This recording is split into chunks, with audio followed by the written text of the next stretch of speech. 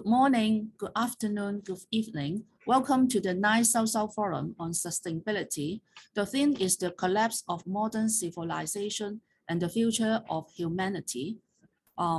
Today, we have a section about our American current perspectives, democracy, integration, financialization, environmental crisis. And we have two moderators. However, Hernán VARGAS have some technical problem. So we will start to our section, and we will invite the first speaker from Colombia, Laura CAPOTE. However, she is now in Cuba and joined this Zoom webinar via the José. So Laura, could you introduce yourself and give your presentation? Thank you very much. First of all, thank you very much for the invitation. My name is Laura Capote. I'm part of the Secretariat, the Operational Secretariat of Coordination in Latin America and the Caribbean called ALBA Movimientos. It is a platform of organizations, political organizations that we have built and developed 10 years ago. It is a continental project that responds to the needs of Latin America and the Caribbean, and also receives orientation from the lead and the creation of the project developed by Fidel Castro and Hugo Chavez for Latin America and the Caribbean at the ALBA. So I am part on behalf of this platform, and what we wanted to share with you today are some reflections and comments that we have been reflecting upon as militants of these social organizations, as members of these organizations, thinking of the problems faced in our region, and also understanding and asking ourselves what is the political and social movement right now in which this moment is embedded in, and of course the advancements and the challenges for this moment. So what we were reflecting upon over the last few months so that we could share with you are some elements that we thought of as open-ended questions rather than given answers or closed issues. As I was saying, as Jadi was saying, I am right here in Cuba, so maybe there may be some connectivity problems because due to the blockade suffered for over 60 years in Cuba, there is no access to Zoom. So if you're seeing me with a low internet connection, that is the reason why, but I am trying that there are no technical issues. So some of the elements that we were thinking about to share with you have to do with framing this moment that we're living through in Latin America and the Caribbean from the perspective of the movements. Of course, there are multiple visions and points of view on our political moment, but we are focused on this point of view from the movements, and we want to see what are our main challenges as a continent. As movements, we are part of the political landscape of our countries, and something that is a characteristic of Latin America is that we think ourselves from an internationalist perspective, from a continental perspective. We have understood that there are no way that any of our countries may thrive without the rest of the peoples of our regions being okay and thriving. So we understand that this continental project can guarantee that dignified life and that improvement of our lives from the daily elements to the more complex elements. So in this framework, in this context, we understand that ever since the last 30 years, maybe more or less, depending on the point of view, we found ourselves in the context of a systemic transformation. The world is undergoing this transformation in a generalized way. We cannot understand the Latin American and Caribbean region as something that is separate of this capitalist dynamics in the world. There is a contest between different poles, and even Commander Chavez and Fidel were already showing us how this technological, economic, trade powers developed as in opposition to what happened in the end of the 20th century with the collapse of the wall and the apparent success of capitalism and the consolidation of the United States as the only hegemonic power, and Europe as well. We see that the last 30 years have seen this role enter a crisis, and the United States' role is being contested by different power points. Of course, as regards the economic, trade, and technological developments for China and Russia, and other cases of India, and different poles that may not be very large, but they are contesting that single hegemonic place for the United States. And this is very important for Latin America because in our continent, there is a close link with the foreign policies of the United States, and above all, the hegemonic point of view from the United States. Since they are located in the Americas, they consider that we are their backyard. I think the interpreters are trying to translate this phrase in Spanish. But what I mean is that we are only a reservoir of natural goods, commons, necessary elements to develop technologies and to guarantee the level of consumption of the United States. However, this goes in detriment of the peoples of our continent. And there have been numerous cases of coup d'etats, financing illegal groups, violations of democracies, among many other elements that have been fostered by the United States in Latin America and the Caribbean, only to maintain in government some political projects that are in line with that foreign policy of the United States. So for that reason, this dispute and this role that is being played by the new poles of power in different parts of the world are a key part of this. This crisis of hegemony for the United States, of course, has an effect on the rest of the countries of this continent. Of course, there are many more the problems that we will not get the opportunity to delve deeper into, but we wanted to give this background so that we could understand what happened in the last 30 years in our continent. We see there is the beginning of a continental project. Many people call this a revolutionary wave or a progressive wave, but in the end, this constituted a 10-year period at the beginning of the century, during which the Latin American peoples found political projects that constituted what many authors call a spring, a democratic spring. Many people call this the successful decade, and they refer to this continental project fostered, as I was saying before, by Fidel Castro and Hugo Chavez, but also by many political leaders all throughout the continent.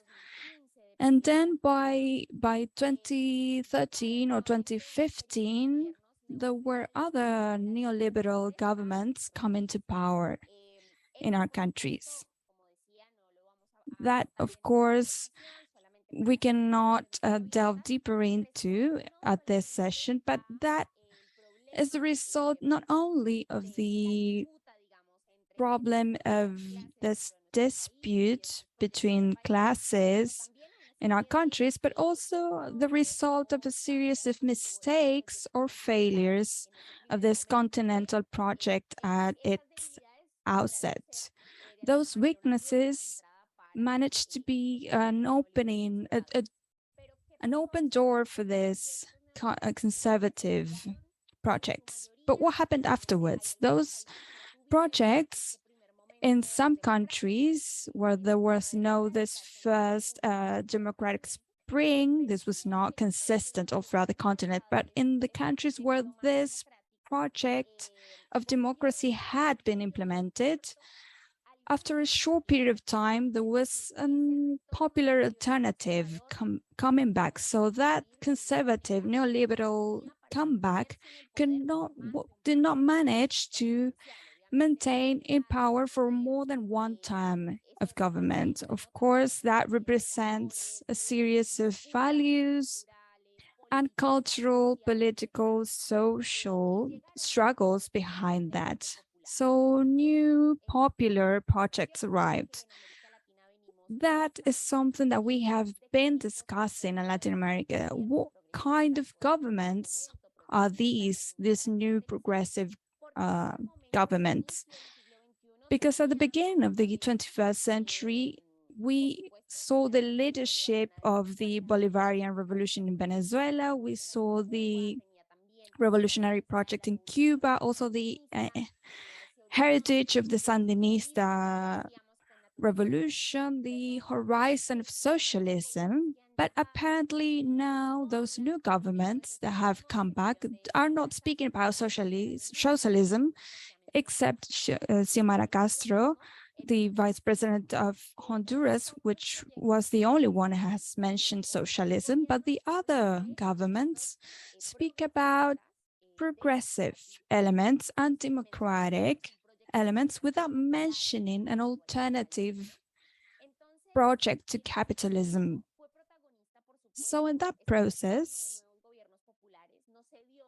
that comeback of popular governments did not happen due to the different mistakes made by the conservative projects, but actually it was fostered or pushed by a series of mobilizations that took the streets of several countries in Mexico, in Central America, in Panama, in Colombia, in Ecuador, Peru, Argentina, Brazil. That is a large amount of social mobilizations where social movements were protagonists, but also a great amount of sectors that were not organized and were not contained in organizational spaces, but did come to the streets because they were tired. Cannot stand any longer the tragic consequences of the neoliberal model that had been updated in the last few years in 2017, 2018, which had created a social, humanitarian, and economic crisis that also pushes for those mobilizations. So right now we find a catalog of progressive governments, I would say, that are not so revolutionary as Venezuela, Cuba, Nicaragua, and other Caribbean island governments, but they do hold important flags as regards that continental project. Also, in order to respond to this title of the session on the need of integration, I could say this, that apparently one of the elements that we have spoken about, that we find agreement on, is that one of the main failures or mistakes of that first period of this century was our incapability of consolidating tools beyond rhetoric. In Latin America, we're very good with speaking and using many words and categories, but apparently we lacked during those projects the real material implementation of that integration, what mechanisms were going to be used. Of course, Commander Chavez really advanced with those proposals. ALBA itself is proof of one of the first steps towards integration. We have experiences of communication such as Telesur, which was a project to have a media outlet all throughout the continent with correspondents in all countries to show the realities of all countries of Latin America, the initiative of Petrocaribe as well. So there were a series of mechanisms, but we lacked the concrete implementation. Maybe that is the protagonist of our discussions right now, and it was evident recently in the Summit of the Americas in the United States, where in the face of a very strong statement of excluding certain countries that they consider that they do not comply with their criteria of democracy, which is almost a compliment to us if they say that a concept that a country does not comply with the concept of democracy, when actually the United States have constantly infringed the concept of democracy itself. And part of the response due to that exclusion from the Summit of the Americas in the United States, there was a group of Latin American countries that decided to reject that action. And on top of that, there was a series of presidents of Latin America that also refused or rejected. We have Luis Arce in Bolivia, Alberto Fernández in Argentina, López Obrador in Mexico. So despite the fact that some of them were saying that they refused to participate, some others said that they would participate, but they criticized these exclusions. So in Alberto Fernández's speech, the president of Argentina, this was made evident, the need for integration for Latin America, and a denouncement of how this mechanisms such as the OAS and the Summit of the Americas, all of this created in the image of the United States for their own convenience. All of them are old-fashioned projects and that are doomed to failure, even denouncing the horrible role they have had in coup d'etats in our continent, such as the case of Bolivia in 2019. So this brings to the table again the need to think of a continental project with the very serious important role of these countries in this new efforts. And this leaves us with the task of fostering these concrete proposals as is being proposed by the candidate for the president's, for the former president Lula da Silva, for example, a continental currency.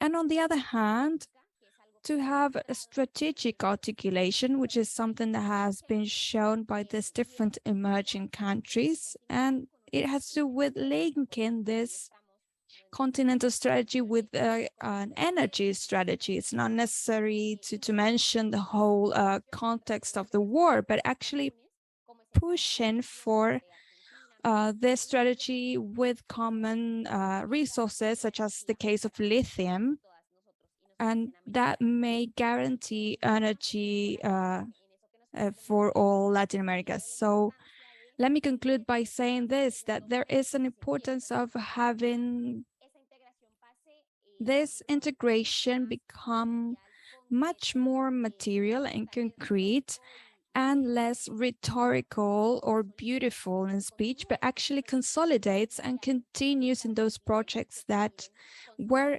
started by Fidel and Chavez, and that may end up in an integration that allows us to compete in this multipolar world, to foster Latin America as an emerging power in the world. Thank you very much. Thank you very much, Laura. Excellent presentation.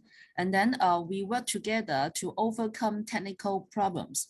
Now we would like to introduce our today's co-moderators. And my name is Sitchoy Jadi Margaret. I'm Associate Professor at the Rural Revitalization Strategic Research Institute, Southwest University, China. I am board member of Asian Regional Exchange for New Alternatives and a founding member of Global University for Sustainability. I have been actively involved in the rural reconstruction movement in China over 2 decades. And our co-moderator is Hernán Vargas. He is Vice Minister for Communal Economy of the Communes and Social Movements Ministry of the Bolivarian Republic of Venezuela. He is also a Movement of Sector militant, ALBA Movement Secretariat member, People's Economy and Social Reproduction researcher, founding member of the People's Economy Venezuelan Observatory. So thank you very much, Hernán. I pass the floor to you. Muchas gracias, Jade.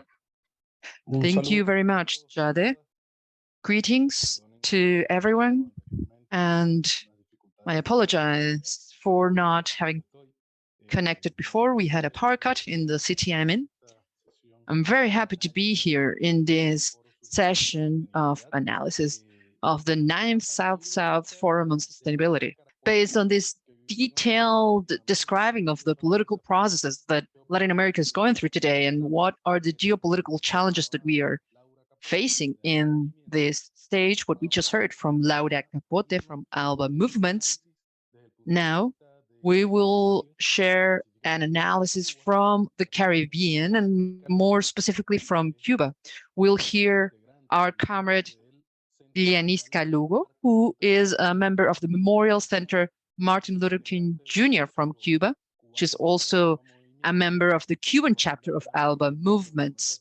She will be sharing with us an analysis from the current moment from the island of Cuba that has also suffered several attacks recently. We have gone recently through an anniversary of yet another attempt of destabilizing the Cuban government, but luckily the Cuban people and government were able to ensure peace and the continuation of the process of the socialist revolution in Cuba. So Jade, please play the video that we've received from our comrade due to the difficulties that Cuba faces. Good afternoon, everyone who has gathered here in this space. From the Martin Luther King Center in Havana, Cuba, we thank you very much for this time that you give to share a common outlook or perspective on the moment what we are going through in this continent, the fundamental challenges that Cuba is confronting in these historical times, with a lot of trust, of confidence, and a lot of affection for the efforts that the Venezuelan people are doing for staying the course in the Bolivarian Revolution. We also want to greet Hernán Vargas for his introduction, and hopefully we can continue working together.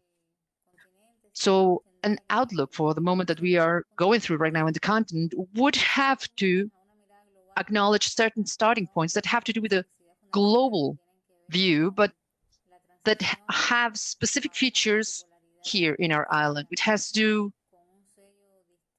with a transition to a different kind of multipolarity.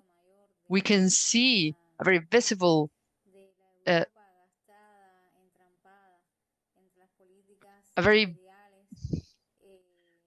issues with a Europe that has lost its power, with very little creativity to respond to the conjuncture with courage, with capacity of innovation.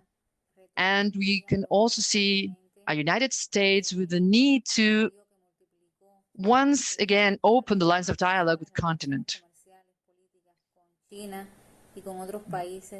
We see the need to open again the lines of communication and commerce with different countries in the world. This places Latin America and the Caribbean right now in a very special position from the perspective of the US, in a moment in which the continent, well, we won't be seeing precisely a wave of progressive governments in power in the different countries, but we do have once again the return of a possibility of building sovereignty and Latin American and Caribbean sovereignty, without the role of the Organization of American States, without the direct intervention of the imperialist policies of the US. This does open a margin that means a higher level of responsibility for us. We have a short time where we need to radicalize our processes. Today, they are fragile, they are marked for correlations of forces that aren't always advantageous. We need to go back to strategic issues on very basic levels, such as the essential rights that have seen setbacks, or the issue of peace.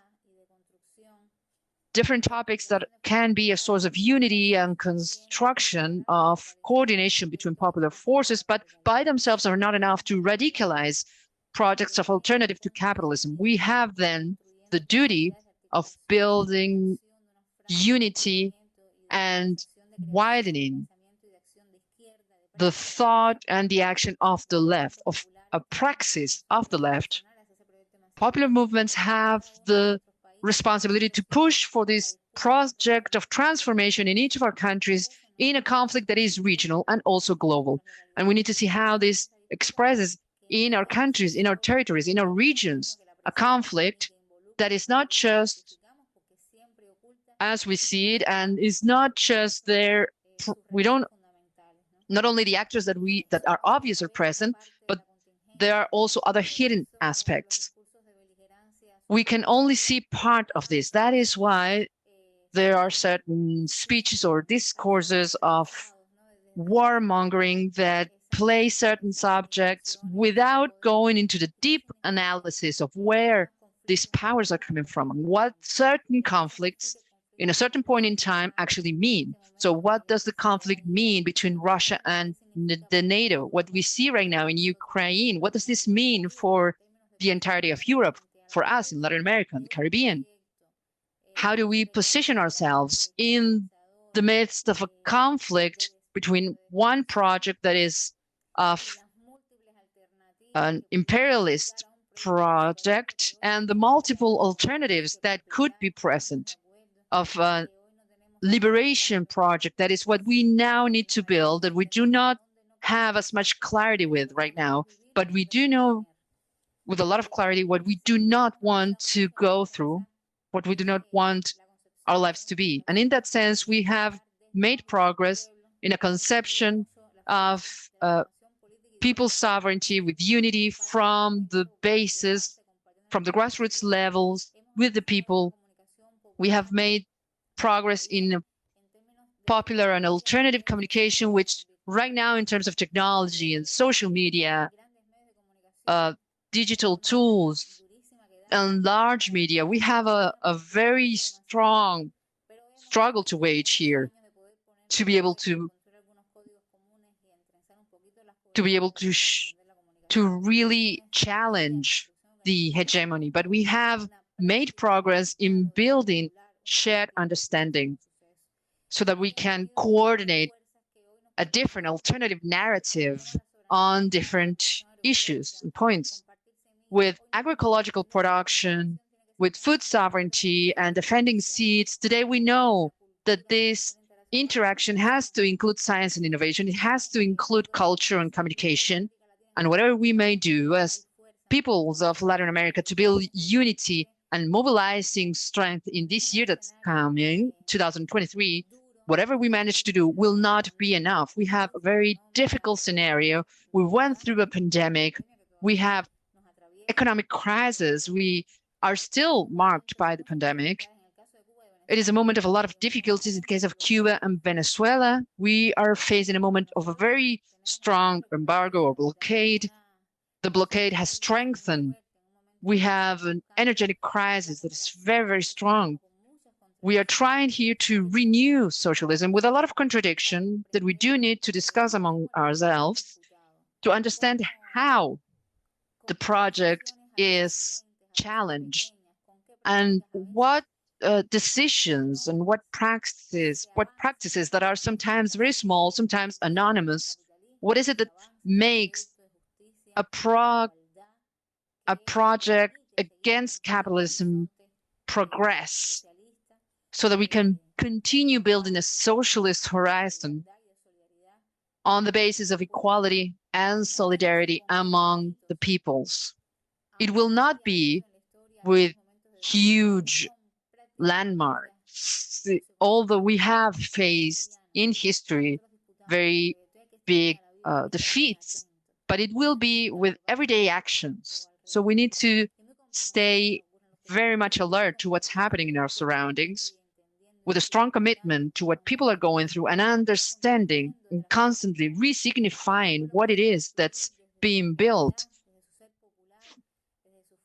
as the identity of the peoples, how the peoples themselves can transform institutions in a way that reflects greater popular power. We cannot be afraid of the hostile policies that will try to stop us. They may change techniques and methods and the formulas, because the relationship between the United States and the rest of the continent remains the same as it has been throughout history. In Cuba, we talk about creative resistance in the midst of the blockade, and we need to continue building a plan in the country for 2030. We need to continue producing more in the country, of having more exports, of having popular alternatives, of strengthening cooperatives and social and solidarity economy. We need to continue working on the types of property that are enshrined in our constitution, with an ideological debate and a debate of the census of ideas that needs to go through everything. There's no way that we can continue thinking that first it's the economy and that then we will be able to build something else. We know there is not such a thing as spilling over of wealth. We know we cannot think in terms of stages when it comes to achieve what it is that we want, our goals. And finally, we have been attacked by policies of subversion from the US and capital at large that want to make us believe that liberal ideas or ideas of human rights for illustrated citizens, that this will take us to happier societies. We need to be very clear on what it means, what popular participation means. We cannot fall into the traps that don't allow us to discuss and debate on our own contradictions. Conflicts allow us to understand the struggle that we are in, and we cannot deny the role of conflicts when it comes to driving revolutionary forces. We need to continue building revolutionary forces within the context of what we are going through. A lot of forces can be progressive without being revolutionary, and that is not even a problem of people individually. This has to do with different projects of domination, and understanding that with this understanding, it is that we need to continue building with the highest level of lucidity and vision, and knowing that we have a duty, a very important duty that we have to fulfill in these times. And we are together. We might not be able to see each other. It might still be difficult to come together in person, but we need to continue working for the working class to work together, because capital knows very well how to disguise itself to continue defending the status quo. And once again, I'm very sorry to not be able to be here in the debate together with you, but I wanted to fulfill the task of sharing some thoughts with you. Thank you very much, everyone.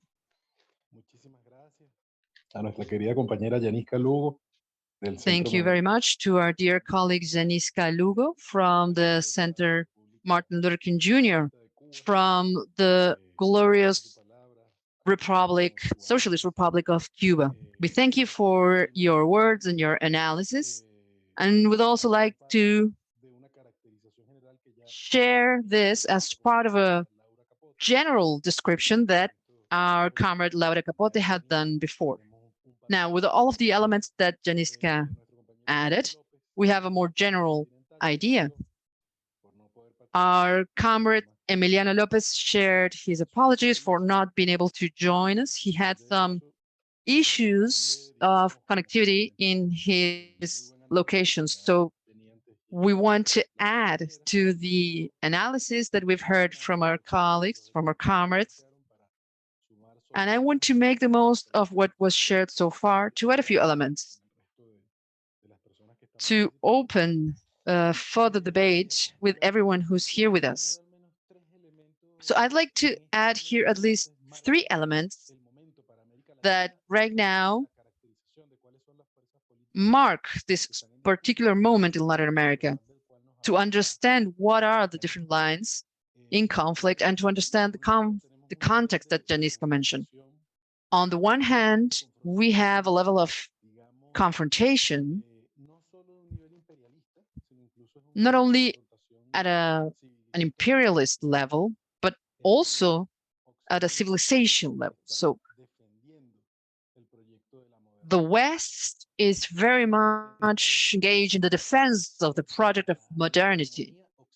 It's defending Western hegemony, not only the hegemony of the United States as an empire, but also this alliance between the countries of the global North. We see in the last few months Europe that has used the conflict between Russia and the Ukraine as an element to ally itself more closely with the US, not even in the interest of defending capital. If we analyze how the conflict has continued developing itself, it's evident that this is not a profitable situation in terms of accumulation of capital.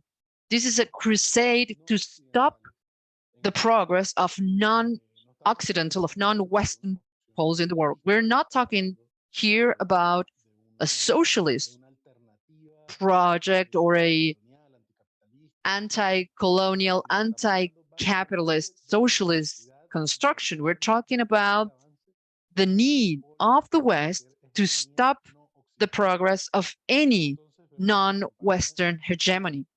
That is why we see a very racist campaign against China, against Russia, a campaign of criminalization and cancellation, something that we see even in the Olympic Games. There was a prohibition of using the Russian flag, even a prohibition of mentioning Russia. And we also saw this last year in the attacks against China.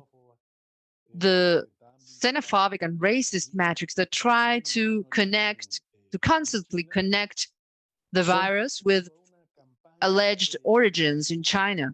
All of these are just part of a campaign of not only an economic and military attack, but a fundamentally cultural attack. So this is an expression of the West waging war on the rest of the world. But as Llanisca mentioned, and Laura mentioned as well, the elites, in this case of the global North, they come together to ensure their hegemony. And this confronts us, the countries from the global South, with a challenge, which is to generate spaces of unity and integration so that we may fight against this process, to the possibilities of breaking through the hegemony of the West. This is a need. We have different proofs right now with the levels of poverty, the levels of destruction of nature, the levels of political crisis, the conflicts of war, the economies that are reliant on war and spoilage, with a series of threats on the continuity of life on the planet. So it is essential right now to identify us not only as the victims of a common enemy, but also to understand that this enemy is endangering life on the planet itself. The confrontation of the West versus the rest of the world means that the rest of the world needs to come together, not to defeat the West, but to defeat the civilization model that has been imposed on everyone. Along these lines, I believe that Latin America faces an important challenge. A few years ago, in a summit in Havana, Cuba, the president of Venezuela mentioned, along the same lines as what we heard from Laura, we were seeing that in Latin America there were certain governments in some countries from the right that continue defending neoliberal policies. And on the other hand, we had certain governments, more progressive governments, including right now the latest news of the government of Petro in Colombia. But there was also another group of governments, those who defended socialism. We had then Cuba, Venezuela, Nicaragua, Bolivia, and he mentioned then these three different areas or spheres and the need to build from the political forces of the left an agenda that considered these three scenarios. I believe that right now we are facing or confronting a tension in which the countries aligned to neoliberalism are those that are also aligned to the projects of the US and the global north of Europe. So we need to generate alliances between progressive governments and governments that defend socialism based on this confrontation that we are being forced into by the West, because Latin America is itself an area of struggle. And without a doubt, the sanctions on Venezuela, the blockade on Cuba, these all are expressions of an agenda that it tries to erase any kind of sovereignty and tries to remain in control of the resources and the commodities that capital needs. In this case, the Western capitalism needs to defend itself. It's a case of the coup d'etat in Bolivia that had to do with remaining in control of lithium in Bolivia. I believe these are essential elements that we need to be able to analyze right now. How then Latin America is part of the conflicts that the West introduced to defend itself. The need to have unity in Latin America has to do with seeing this. This is a key task for us in order to be able to put a stop to a model that can continuously endanger us. So I think this leads us to something else that is fundamental, that is very relevant right now in Latin America, which is the need to overcome colonial dependency models that were forced upon us. Lastly, we saw how Argentina has suffered the consequences of what we can see similar to the economic wars waged against Venezuela and Cuba. These are hybrid war battlefields, mechanisms that allow for destabilizing any projects that in any progressive project, not only socialist projects, but there is an agenda, a neoliberal agenda in its classical form that is different from this. So this is not necessarily an ideological stance of a government such as Argentina's government. This means that there are governments that they try to create a space to inhabit spaces alongside capitalism to try to manage that system, and they end up in an unfeasible model. So the level of dependency on foreign trade, on financialization, on an extractivist model that is growing in Latin America, not only the extraction of nature, of resources, of hydrocarbons, or rare material, but actually the extraction of finance. The financialization is a sign of capitalism, of pillaging Latin America, but also all the logistics around this. The world is turning to accumulation ways that have to do with supply chains that start making their way towards the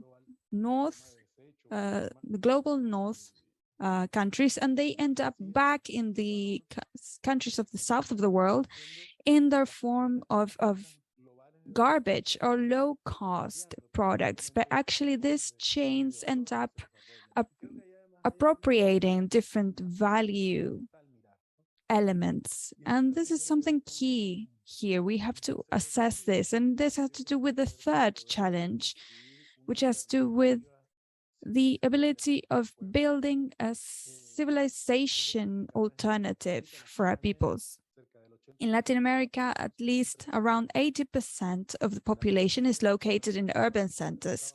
Most of that population are informal workers, but not only informal workers. We are finding increasingly women workers in popular sectors that are developing, that they are part of different chains of value extraction. We are finding increasingly cases of housewives, of mothers that take care of their children and they raise them, but at the same time they produce goods and services for capital, and at the same time they are in charge of guaranteeing care and reproduction of their families and their community, and they are part of organizational processes. They participate in their communities.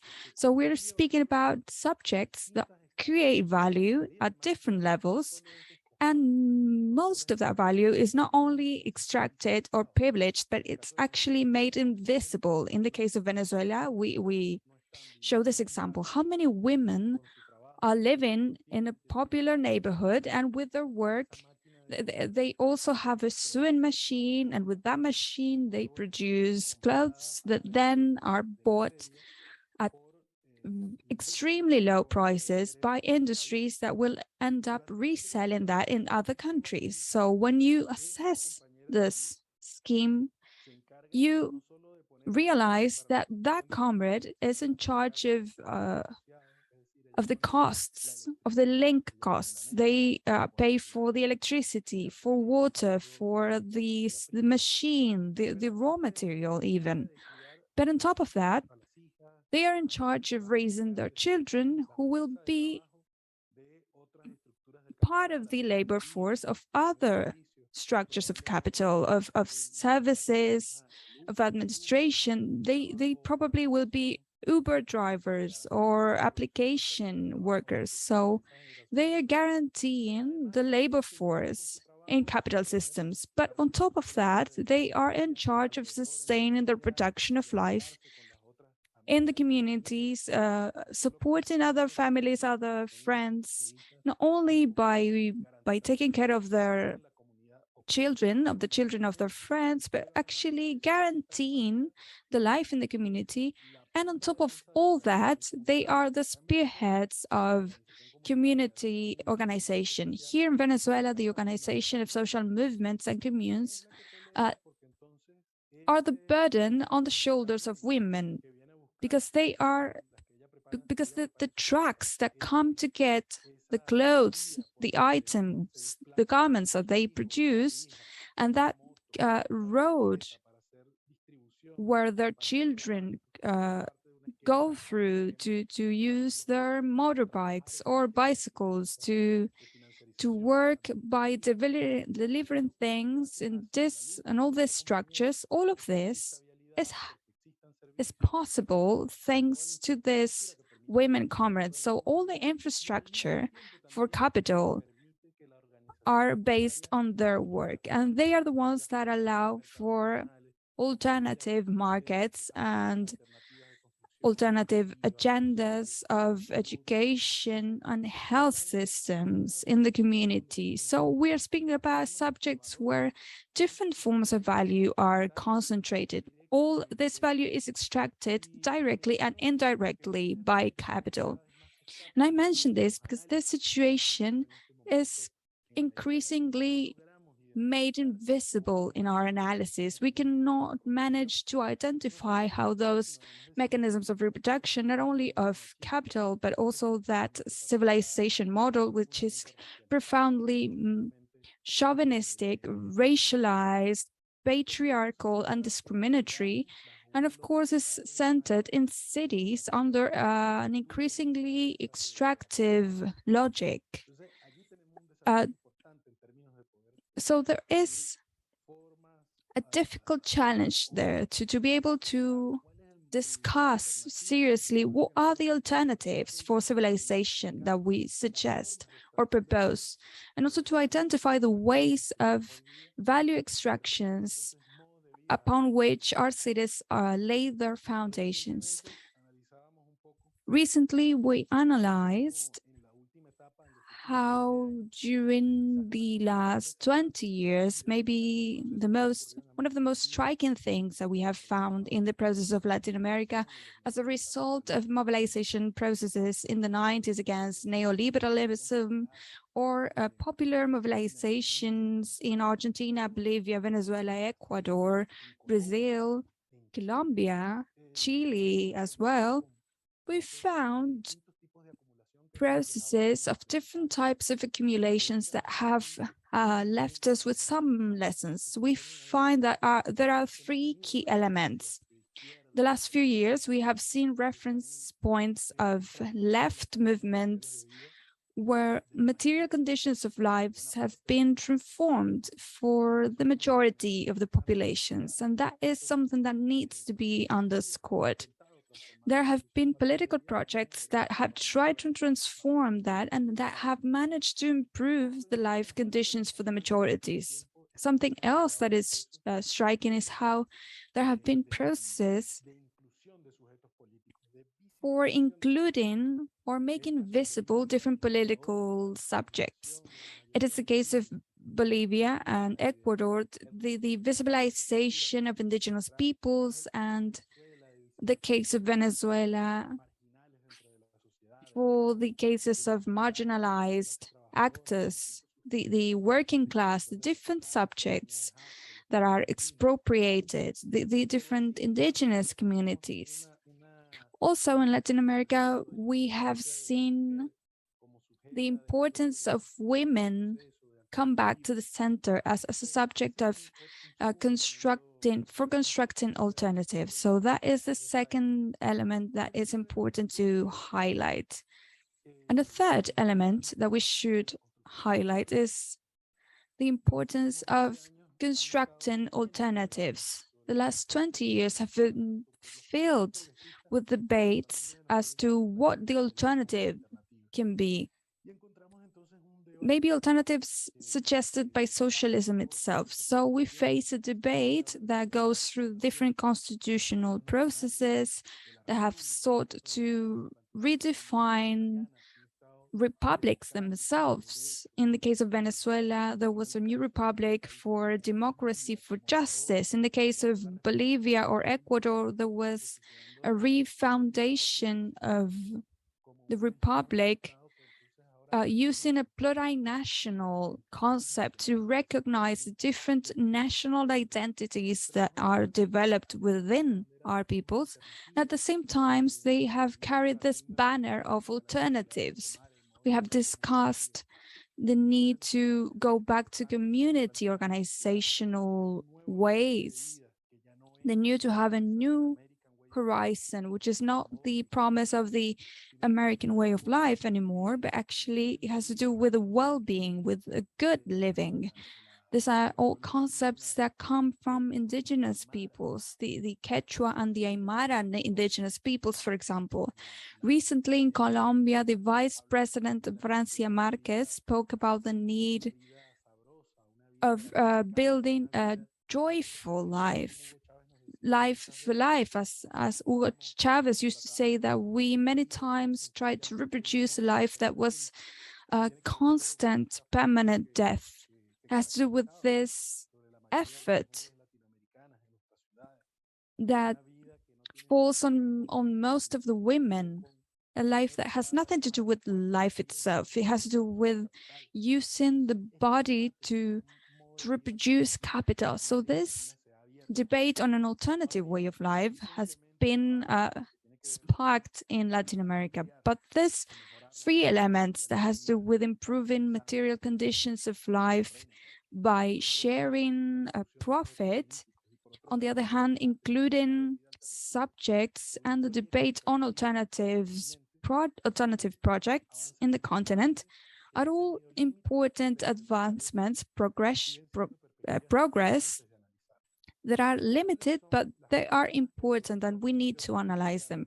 So what are the ways that we can suggest as regards the challenges that we face? How can we think ourselves immersed in new material conditions? How can we improve those conditions amidst this context of contesting the hegemony of the world? I think that this context of the increase of costs of raw material tell us that there is no way that we can succeed if we cannot guarantee production ways of life, to put a stop to this financialization, to go back to material productive ways. That seems to be the key.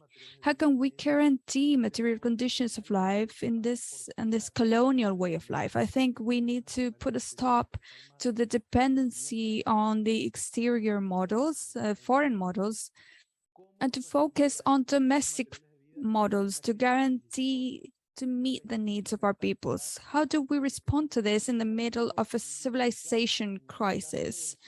In the case of Venezuela, for example, trying to reproduce a limitless way of life as is the way of life that is imposed by the West is a huge mistake. This is a model that depends on pillaging nature, on reproducing these extraction conditions that are not feasible. In our case, it depended on the possibility of great oil revenues that is extracting from nature mostly. In this case, we're forced to think in new ways of life that may be democratic, sustainable, and that guarantee life mainly.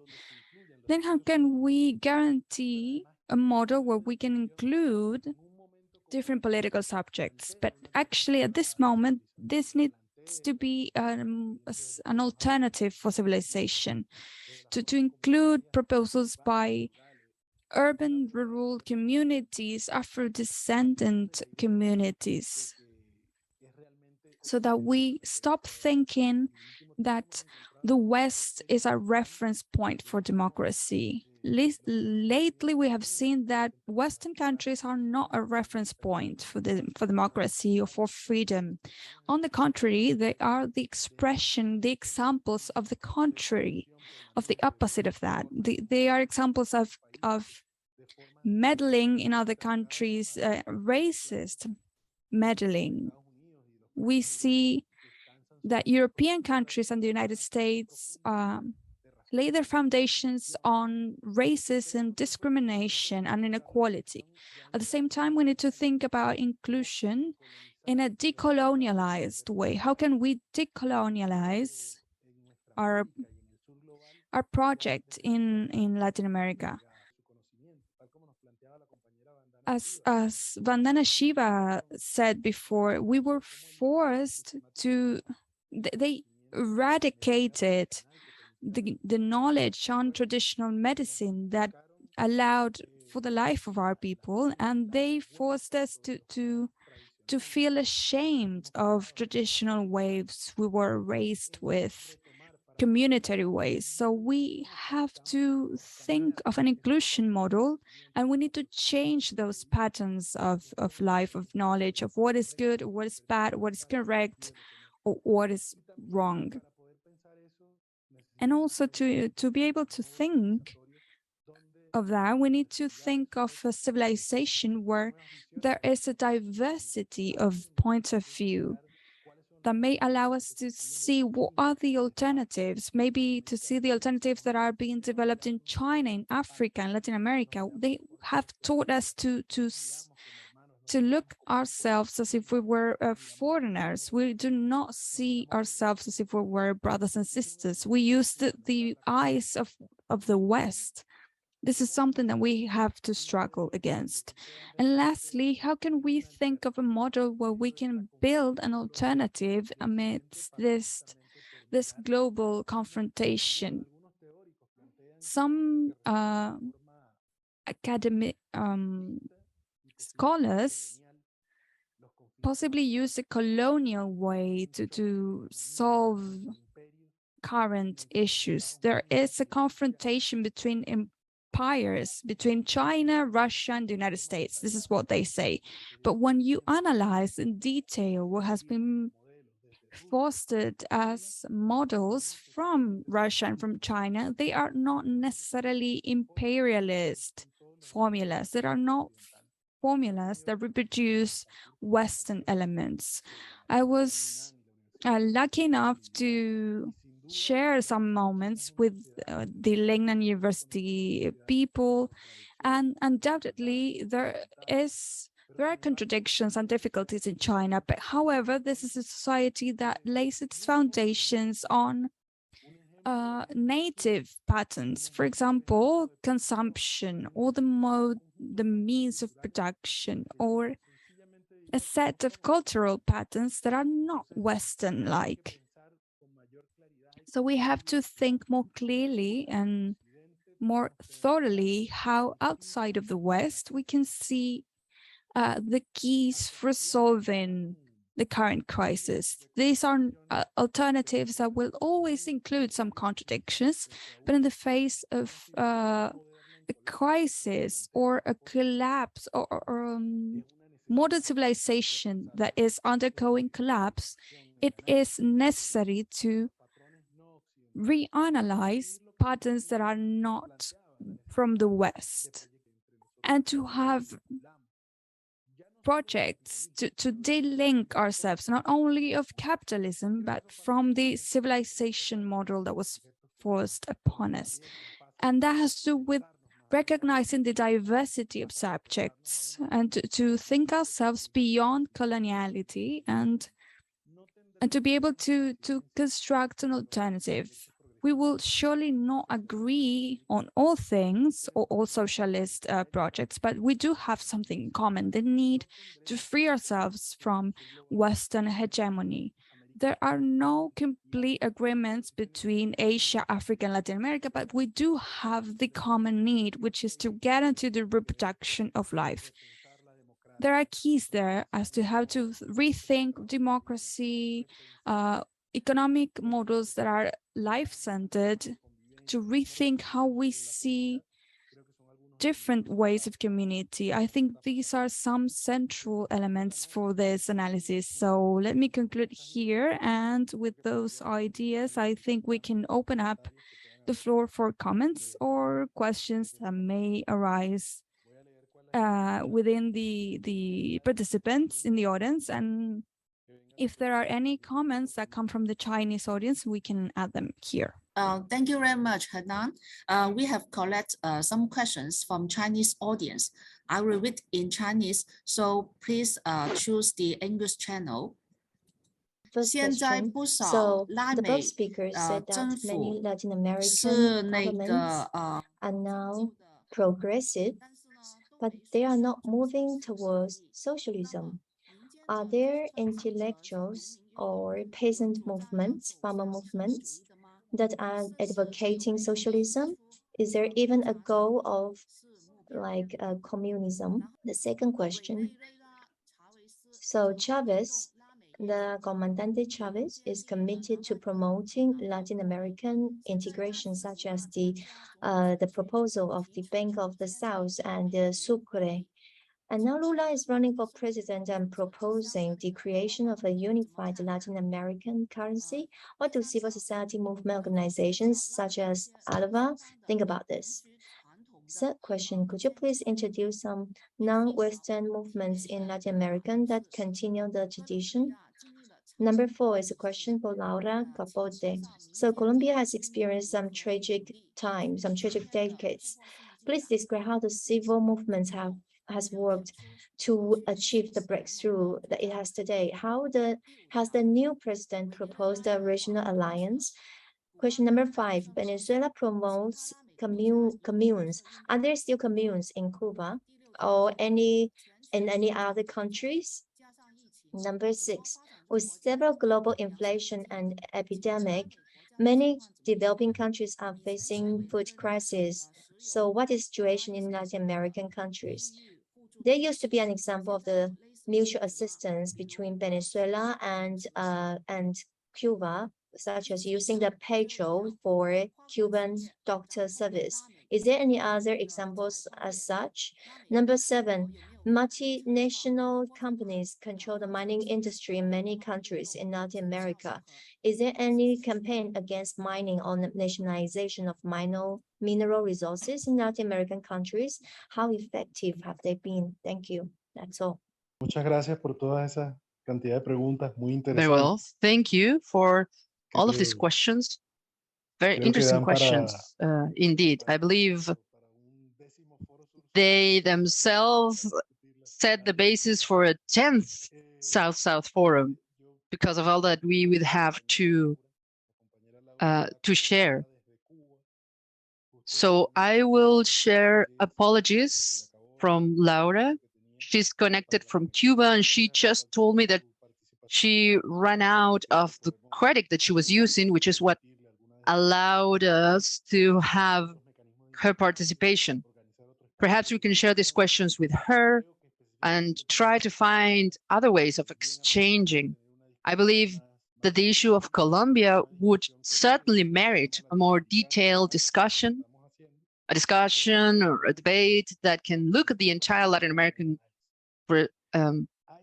scenario, of course, but that allows us to go in depth in the analysis. There are certain points. There's a question that was asked in the chat and that also connects with some of the questions that Jade shared with us. So on the question of how different countries have the need to invest in public goods, in the common goods, how this allows for the possibility to have access to resources. So how can we make these processes sustainable and at the same time to decouple them from global finances? The question is also about how can countries work, what can countries do that don't have as many resources? So in that sense, I believe that the Venezuelan case is quite interesting. As I was sharing yesterday, 10 years ago, 6 years ago, we had a quite extensive oil income that allowed us to sustain this investment in the public good, social investment. However, nowadays we've seen an incredible drop in terms of oil revenue and something that will not recover. We have right now around the 1% of what we had 10 years ago. So it's impossible to sustain the same level of public spending. And regarding this, there are two comments I'd like to share. First of all, is that we are forced to rethink ourselves. The president of Venezuela has shared an invitation we thought quite interesting. He talked about thinking about a new era of transition to socialism, but focus on right now. So it's not about thinking about a socialism with a lot of resources and with a national budget. He talks about how to continue moving towards socialism without these resources. It's a debate that is very defining to us, and it has a lot to do with the questions that one of our colleagues, comrades, share in the chat.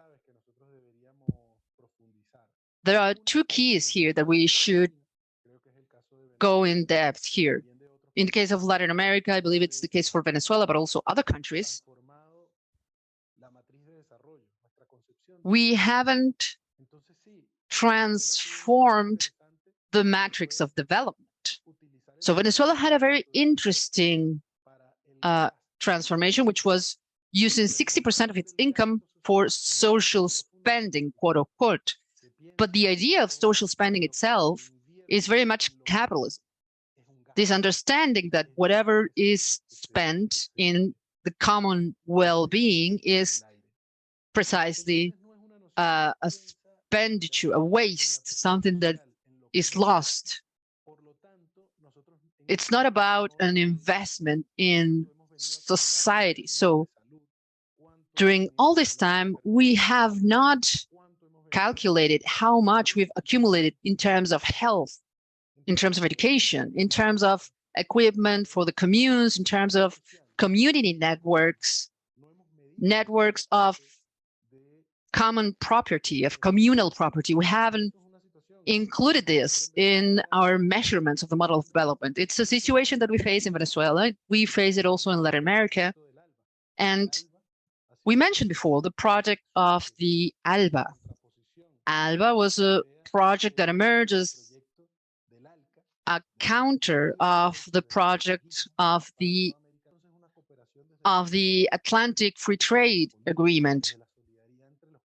It's based on a political aspect and the solidarity among the people. However, one of the limitations of the ALBA is that it was the strongest when there was the more political stability and the more income of the countries that were part of it. So it was a very interesting initiative, but its limits are defined by how many resources the countries involved have or don't have. And we haven't so far decided, we haven't managed to find a way to measure the development in different ways. In our countries, development continues to be measured in terms of GDP and indicators of macroeconomy that are only analyzing how capital moves. And we haven't thought about how we measure the progress we've made in terms of ensuring the possibility of life. So we need to think about how we can rebuild an economy focused on ensuring the reproduction of the material conditions that enable life. No matter how much profit or revenue is circulating, and we cannot think in terms of having a lot of revenue or a lot of resources and then distribute this. No, the main goal has to be to ensure goods and services for the population. We've mentioned here a debate about how economy has to be focused on how much food the population needs, how much clothes do they need, how much medicine the population needs. It's not about how we increase the national level of income so that we can then redistribute this. It's about focusing all of our resources to reproduce and produce the things that we need as peoples. And of course, this has to do with breaking through this idea of margin economies. This is something that Latin America has always been subject to, since it's essentially a source of prime matter. We believe this is something that makes it impossible to build sovereignty and to, through this sovereignty, be able to build alternative process. So these are part of the contradictions that we face from Latin America and many other spaces in the global south where we try to build an alternative. So that's on the one hand. Now, Jade, perhaps I missed a few of the questions made from China. If you will please repeat a few of them. Thank you. 委内瑞拉查韦斯致力推动拉美一体化， The 比 first one 如 is about finance. 建 So 立 Chavez is committed to promoting Latin American integration, such as the creation of the Bank of the South and Sucre. And now Lula is running for president, proposing the creation of unified Latin American currency. So what do civil society movements such as ALBA think about this? And the other question is about that Venezuela promotes communes. Are there still communes in Cuba or in other Latin American countries? So the question is about is there a union of commune in the among the Latin American countries? And next question is about the mining business industry.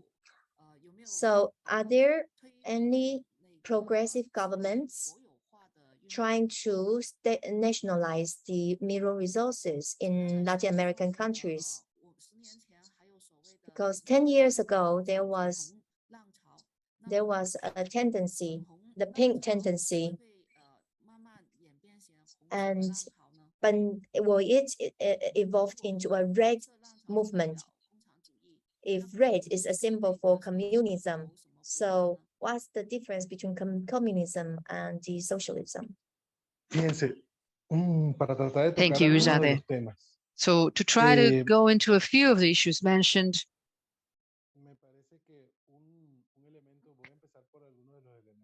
I will start commenting on a few of the last questions posed.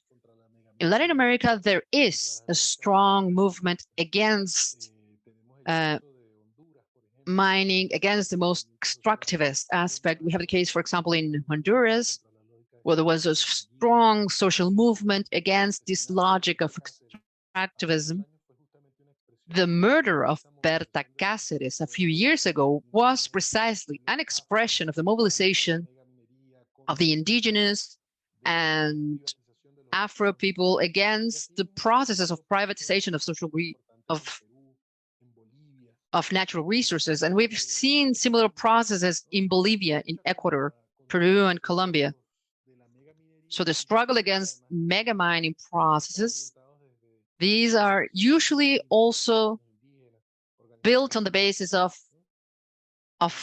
peasant organizations, indigenous organizations, and Afro organizations. So we do have important campaigns and movements against these processes of spoilage. In the case of Venezuela, we do have a ministry that is thought for mining, but trying to ensure environmentally friendly mechanisms, trying to ensure an adequate extraction. I believe that this is also part of the contradictions that we face. And one of the questions mentioned this, one of the needs of countries of Latin America in order to make progress in sovereignty is the need to nationalize these resources. In Bolivia, shortly before the coup d'etat, lithium was nationalized. In Venezuela, there was also an important process of controlling petroleum. And before that, it had been formally nationalized in the 70s, but it was only in the 90s that there was a real sovereign control of oil. Likewise, in Argentina, there's been very important processes of retaking the national sovereign control of the resources. This leads us to another discussion. It's important to have control of these resources, but then how can we bring about a transformation in the economic matrix of the country so that they don't depend on the extraction of natural resources? This is an essential topic to continue debating. I believe in the case of Venezuela, we've seen ourselves forced, due to the crisis, to rethink an economic model that does not depend on oil.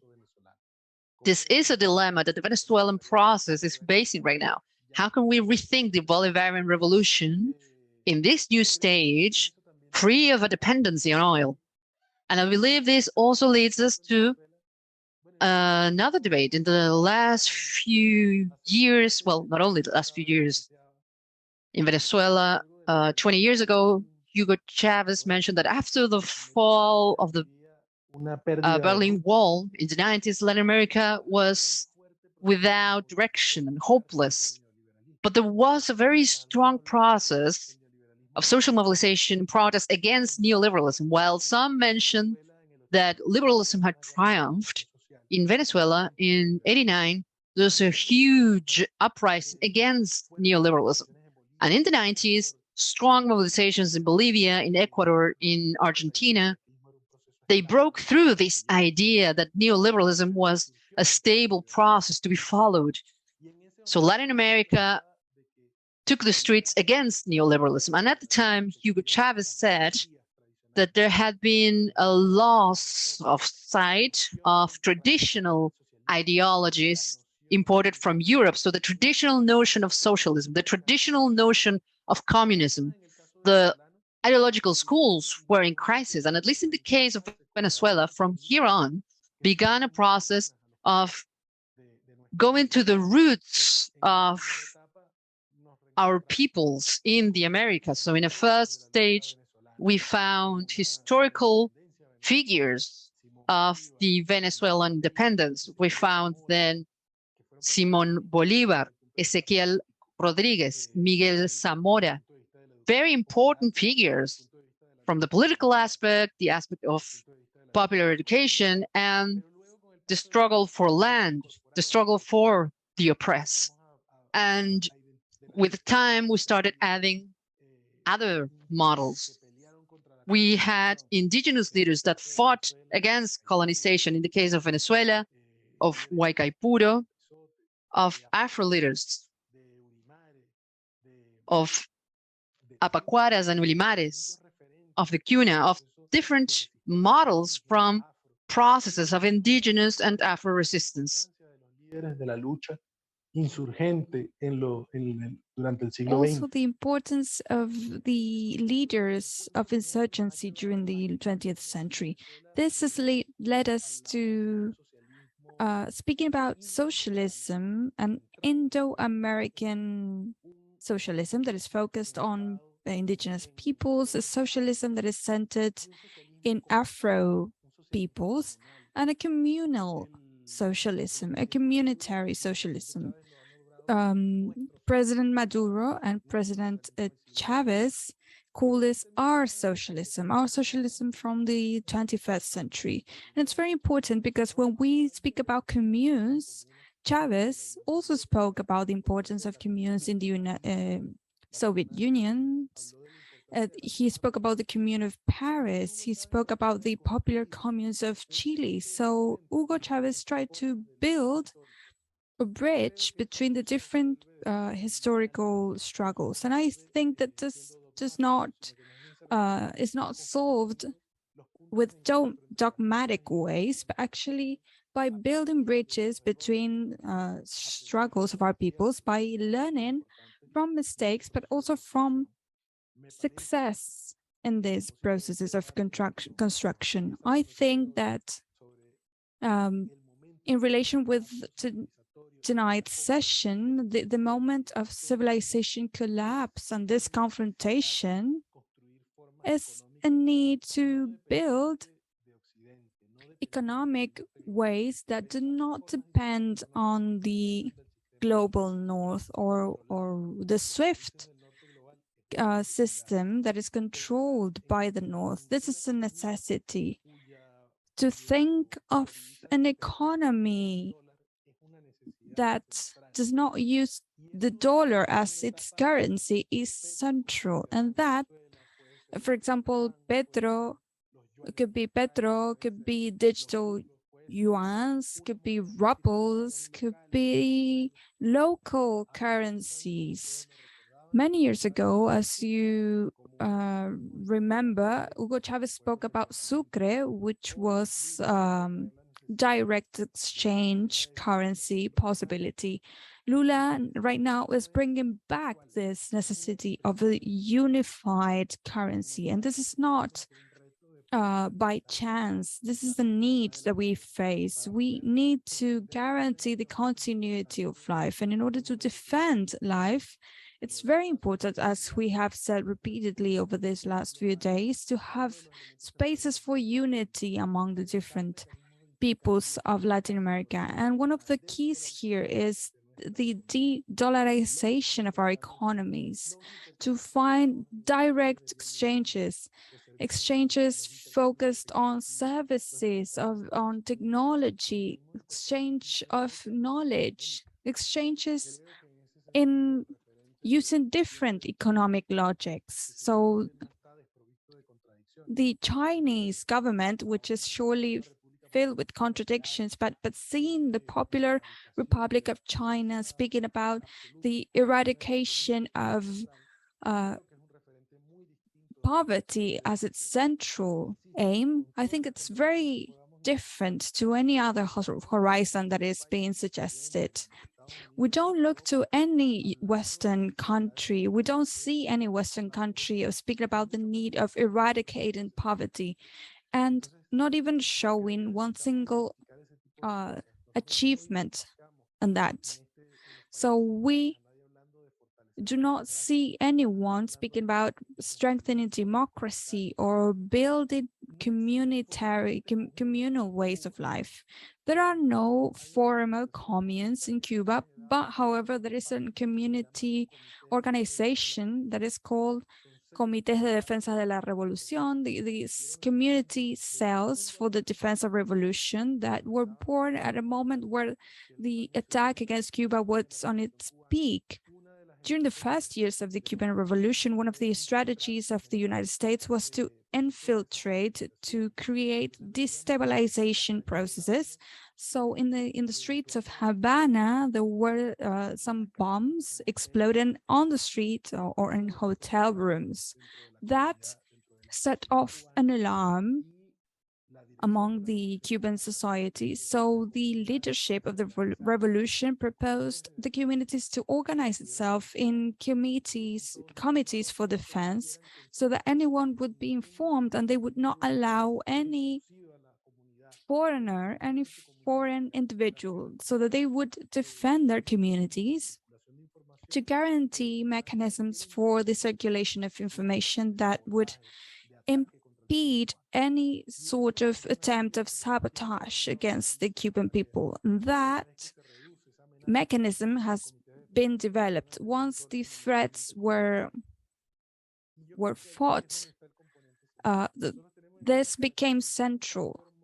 In Latin America, there are many different community ways of articulation, and I think that is something that we have to use to create a larger integration, to see those cells as new forms of government, new forms of exchange or of politics.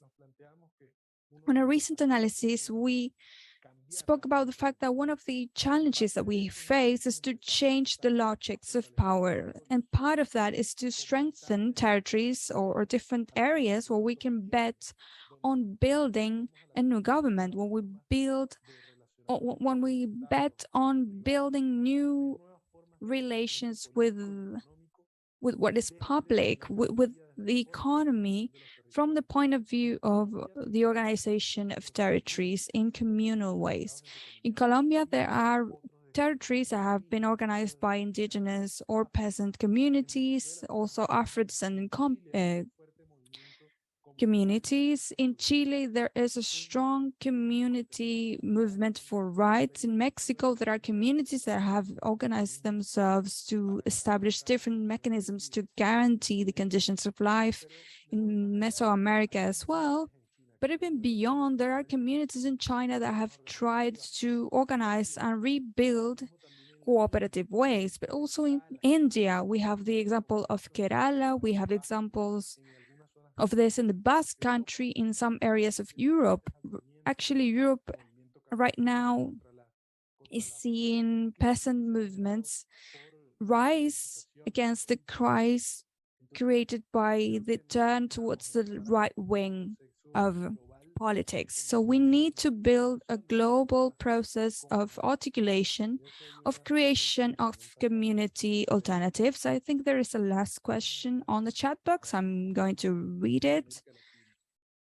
The indigenous movements in Latin America, in what ways can their philosophy of thought provide intellectual resources for the global climate movements? Well, I would like to mention two things, but actually Victor Hugo Gijón is asking for the floor. Maybe, Jade, we can give him the floor before I answer the last question. Victor, yeah, you can speak. So first of all, let me congratulate this program of different panels carried out by the Global University, and of course the tremendous organizational efforts by Jadi, Kinchi, and all the other comrades who are leading all these efforts, and also you, Hernán, as well, by moderating these panels. This is a very important responsibility. I only wanted to make 3 comments related to the theme that was presented this evening, or maybe this morning. First of all, what has to do with resistance, popular and social resistance in the face of imperialist domination and the Western hegemony. This is a global challenge in and of itself. It requires an integration and articulation both of social movements and popular movements, as an integration of governments that are oriented towards progressive transformations. So one of the great difficulties is how those governments are executed for social participation.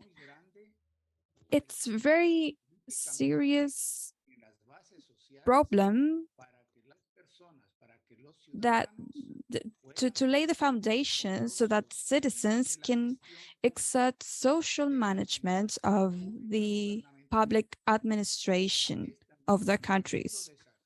It's also a great challenge to see electoral participation. We cannot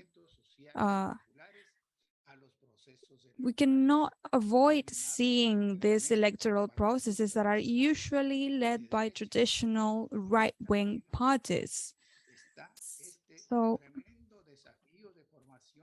we see this enormous challenge of political formation for an active democracy so that we can have participation in governmental decision-maker spaces, to go from claiming and struggling towards protagonism, to be part of government.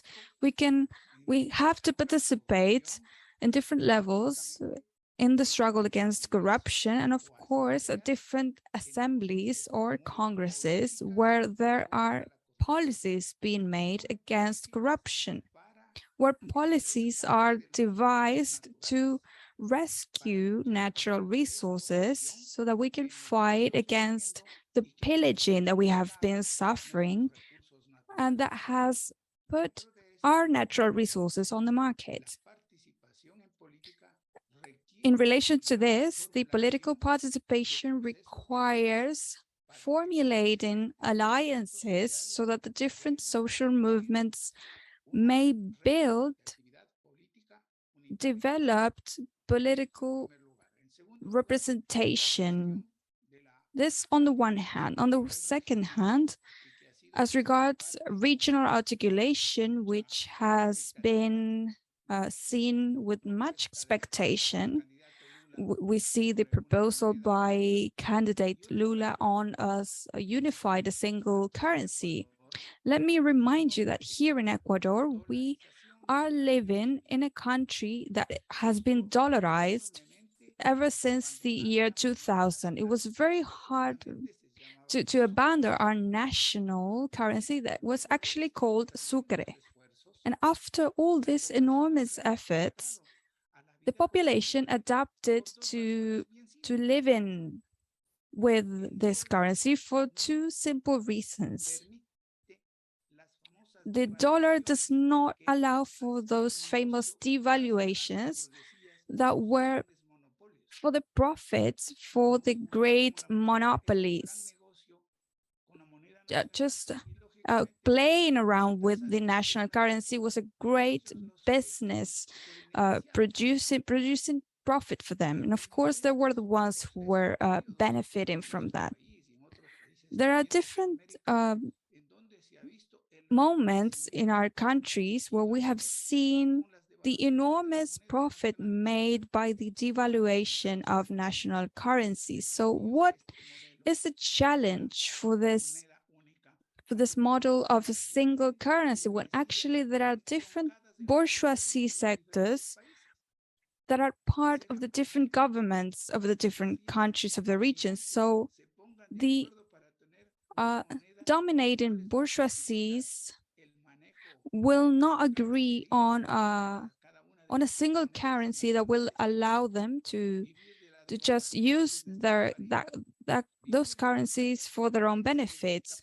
They would not be able to make a living off of interest rates anymore. So of course, here we have this difficulty of surviving with the dollar as a currency because we still have a prevailing, dominating class that takes advantage of this, and we have 27% interest rates, something that is unprecedented. This would never be possible in the United States, where the national currency is the dollar. So we need to rethink this. That may sound so cheesy. It's just a unified currency. This would not be the case because we have the dominating classes and they will not allow for this. If you analyze in detail, the failure of Sucre was because it was a economic system that did not have any consequences in national policies. Of course, due to the political differences between the different governments of the member countries, even within ALBA itself. I think a third great challenge that we face here and that has been discussed today is the participation of indigenous movements, Afro-descendant movements of women in organizational spaces.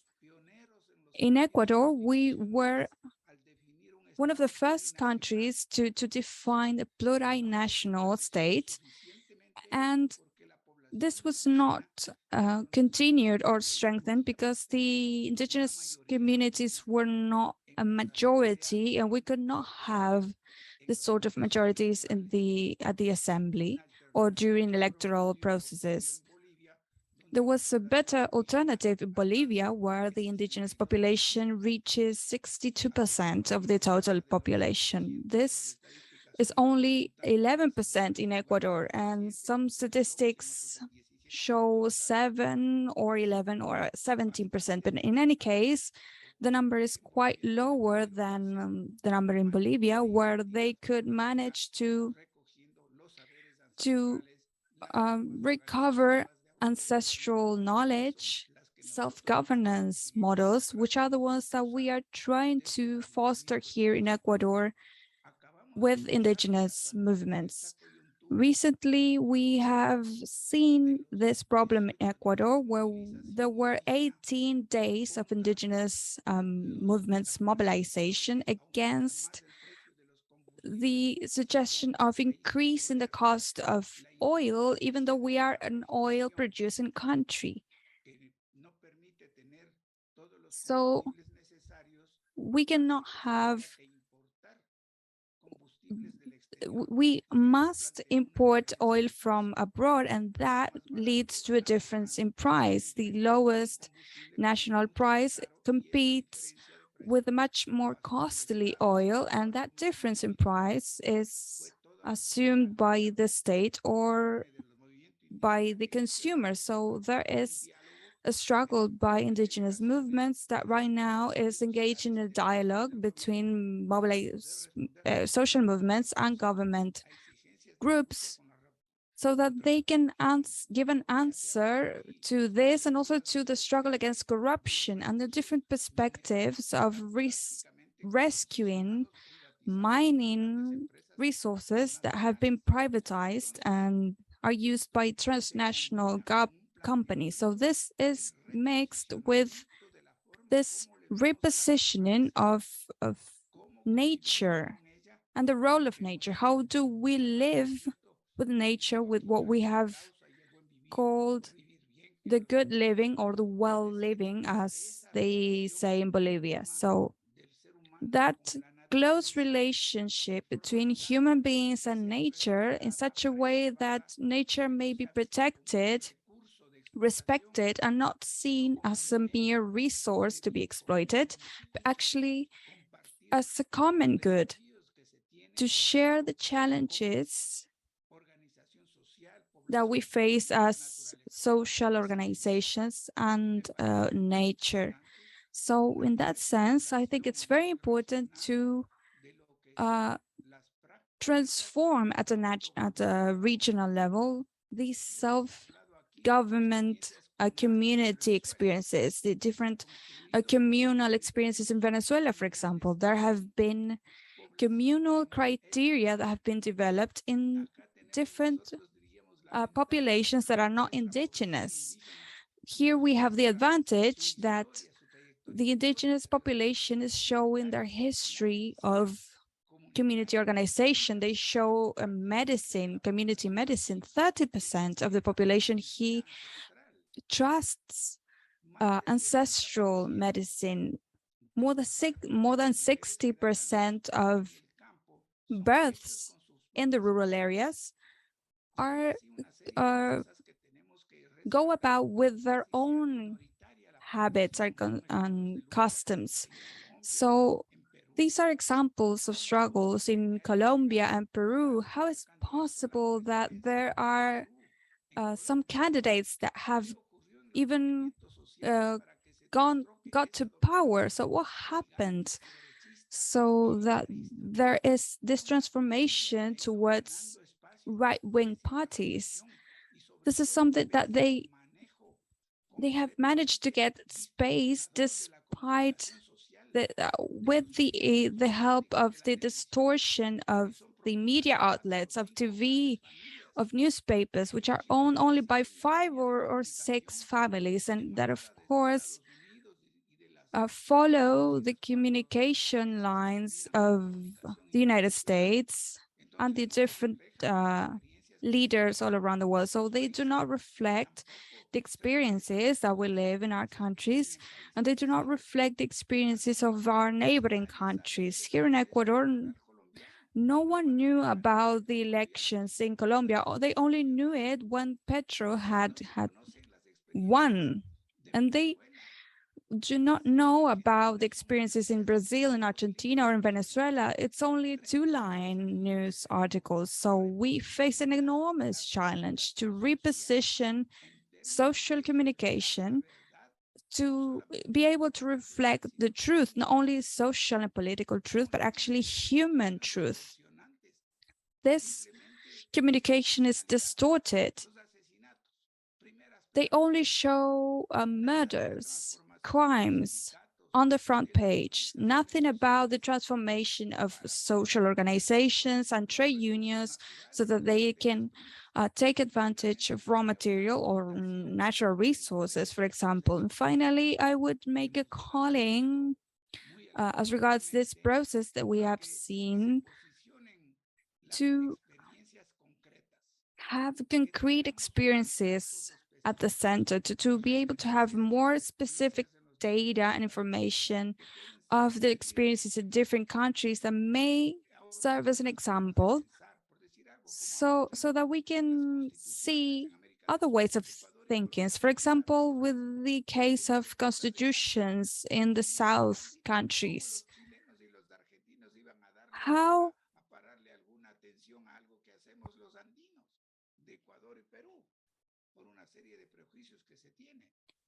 there are many prejudices, so we need to revalue experiences in small countries such as Panama, countries that have seen different alternatives. Costa Rica, for example, is not a mining country or an oil country. They live off tourism. So why can we build alternatives that have not to do with exploiting nature, with crafts, for example, many proposals that can be done to be able to take advantage of already existing experiences or theses or articles. The government prefers to pay foreigners to tell us something that has already been assessed by countryside students, for example. So we need to go back to those experiences. That would be all. And I send you a big hug, and I'll see you soon. Thank you, Victor. A pleasure to see you. Thank you, comrade. Well, then I think now it was David who was going to take the floor. David or David, please go ahead. You have the floor. Voy a empezar comentando. Thank you much. Thank you very much. And let me just start by making a few comments on the words we heard from Victor Hugo. It will be a pleasure to one day meet you in person. So, first of all, it's important to know that your last proposal is something that's been implemented already in El Salvador, where all mining activity has been forbidden. So we should congratulate our comrades there. They do have other problems in that country. But I'd like to go back now to the question that was stated in the chat. The question you referred to. And it's about the issue of indigenous people. So from what I can tell, you are in Ecuador, and the Ecuadorian mobilization in Ecuador is entirely noteworthy at a global level. They are right now threatening to change. They are now on a path to make the current government change its policies entirely, or perhaps eventually even resign.